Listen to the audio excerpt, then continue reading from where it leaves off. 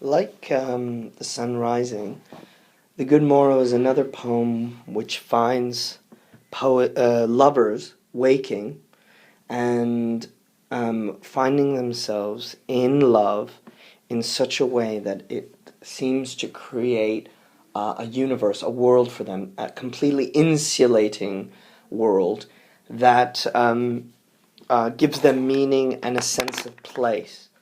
And here we do see Donne exploring and playing with the conventions of the time of what spiritual love can make people feel. I wonder what, by my troth, what thou and I did till we loved. Those lines are really very famous. What were we before? Were we anything? Were we not weaned till then? Were we just children with childish pleasures? There might be country pleasures here, might be sexual, possibility of sexual meaning here.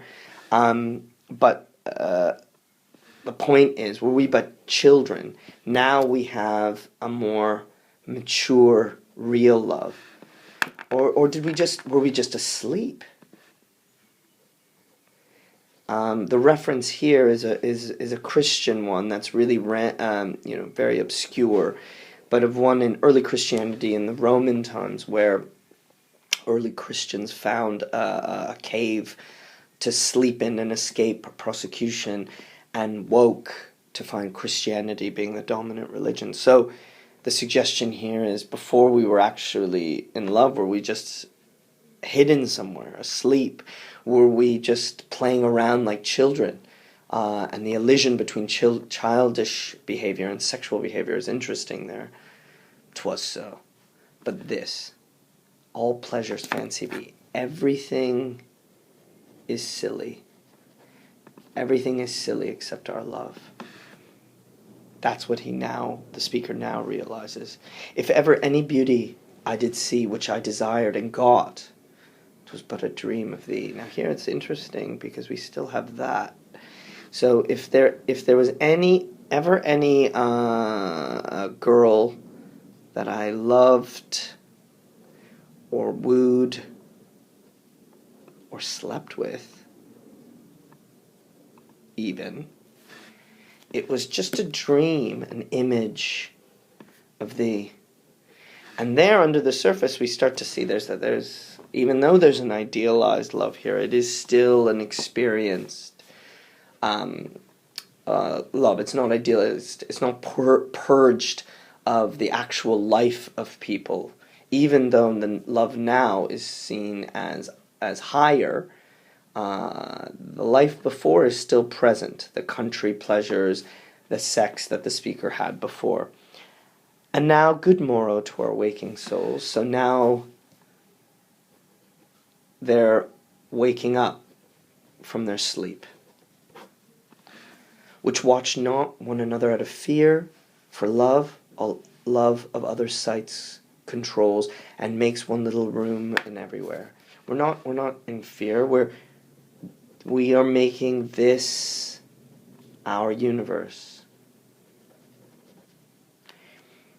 Let sea discovers to new worlds have gone. Let maps to other worlds on worlds have shown. Let us possess one world. Each hath one and is one. Here we get that language of exploration and discovery. What's going on right now in England and the world? People are exploring the globe. They're mapping out the world. And there's a rejection. Look, let everyone else go out and around and discover. And look, we found it. And we possess it. We own it. This one world. And it's one. And it's here. In this little room. In this one little room. It's actually in everywhere. My face in thine eye, thine in mine appears. So the eye itself reflects the other one. It's as if just in their eyes. It's the only world that they can see. and true plain hearts do in the faces rest. Where can we find two better hemispheres without sharp north and declining west? Sharp north, the cold north, or the declining west where the sun sets. So in our world, there is no sharp north. There is no declining west. We are just the southern hemisphere and the east. But is that possible? Is it possible to create a world just of those things? Is it in fact below the surface here that word dream sits out, that this is all a fantasy, that it isn't possible? Is it possible that John Donne, below the surface of this idealized perfect little room of love, is showing that this might be an illusion? Whatever dies was not mixed equally. If our two loves be one, or thou and I love so alike that none do slacken, none can die.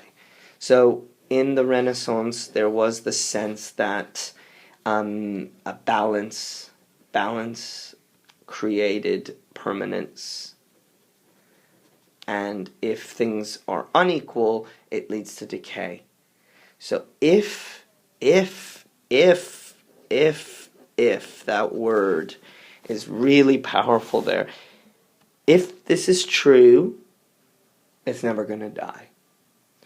Now, you can really sense that actually, if you take that if, there is a sense of, well, trepidation. Is it true that, wouldn't it just be a declaration, our love was never going to die? Well, no, it's conditional. If we're mixed right, if this is the real thing, it's going to last. And it's in these little, in other poems like Love's Constancy, maybe it's more obvious or more expressed how angry the speaker is with the lover. Here, this isn't simply and only an idealization of love. There is maybe the sense that it might not last. And again, I think you have to dig beneath the surface of some of the poems to find those tension points in the conceit, in the argument of the poem, but they're still present. So this is a poem you could compare to those that have really idealized love, or those that express distaste for love, both.